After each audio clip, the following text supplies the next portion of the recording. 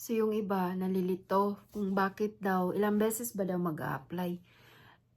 Ang una, 'di ba nag-gather ka ng minor mong requirements, tsaka yung major mong requirements, kailangan mo ng education, magpa-assess ka, kailangan mong kumuha ng IELTS, kailangan mo ng job offer galing sa employer. So sa employer pa lang, mag-a-applyan mo na yung sa employer, mag-a-apply ka doon. Yun yung sinasabi ko na kailangan mong maghanap sa job bank kung gusto mong mag-DIY. Kung gusto mo naman sa agency ka naman pupunta, so agency na ang magbibigay sa'yo ng amo, ng employer mo, pero magbabayad ka sa kanila. Yung DIY naman, yun yung sinasuggest kong maghanap ka sa job bank or any website, sa Canadian Nanny or sa mga executive nannies ng mga website, yun.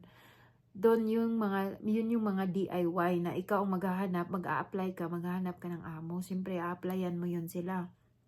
Tapos, pag nag-gather mo na lahat ng requirements mo, ECA, IELTS, at saka yung job offer na galing sa employer, gather na lahat ng requirements mo, isisend mo yan sa IRCC, Immigration, Refugees, Citizenship Canada. Isisend mo lahat ng requirements mo doon, lahat ng kailangan mo, kasi kung mag-apply ka ng caregiver na kagaya ko, so isisend mo yan doon, pasabot.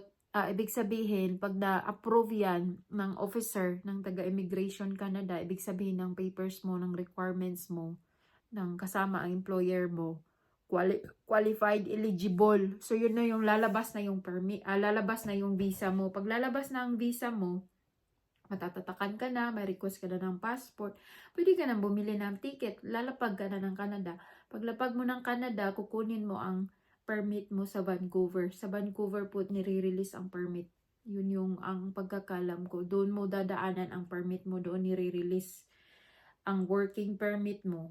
Tapos, ang visa naman doon yan ini-stamp sa mga BFS na malapit ka. So, gaya ko sa Hong Kong, so doon ako nagpatatak sa visa ko, tinatatak yan sa passport. At yun, pagdating ko ng Canada, kinuha ko Hong Kong, Vancouver, and then Vancouver, Calgary. So, yun ang flight ko. So, 2 beses ka mag-apply, maghanap ng amo, tsaka yung pangalawa is sasubmit mo sa immigration.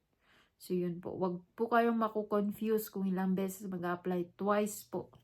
Mag-apply ka, maghanap ka ng amo. Pangalawa, pag may amo ka na, kumpleto na lahat ng requirements mo. Ang job offer kasi is yung employer ang magbibigay. So, yun po yun.